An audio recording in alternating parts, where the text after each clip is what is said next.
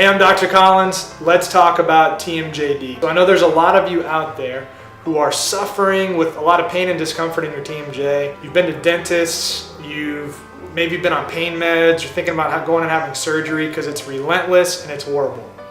I want you to think about TMJD in a slightly different way than what you might have found on Google or whatever so far.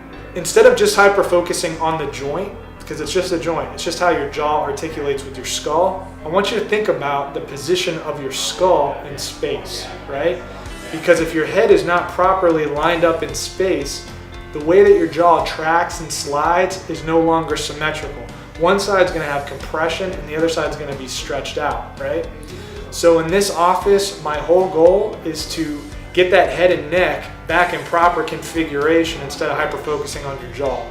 So what I do is I take three-dimensional pictures of your head and neck so I can measure where things are at and how they're in this relationship. And instead of popping or cracking the neck, I want to correct the position of the head in space by influencing the head and neck into proper position and releasing the atlas into range of motion using very specific equipment that is designed for this. As a result, you will tend to hold that alignment much longer because it's been corrected accurately. The head will be positioned properly in space and it will keep that TMJ from continually building up more dysfunction, damage to tissues, and pain over time. So you can be feeling a whole lot better, and it can help you avoid things like drugs and potentially surgical procedures and more invasive stuff that you don't want to have to deal with. So if you are suffering, I would love to hear from you. Shoot me a DM, write a comment.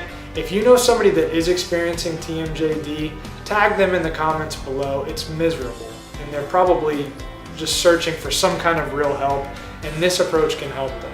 So I look forward to hearing from you guys. Thank you for watching this. God bless.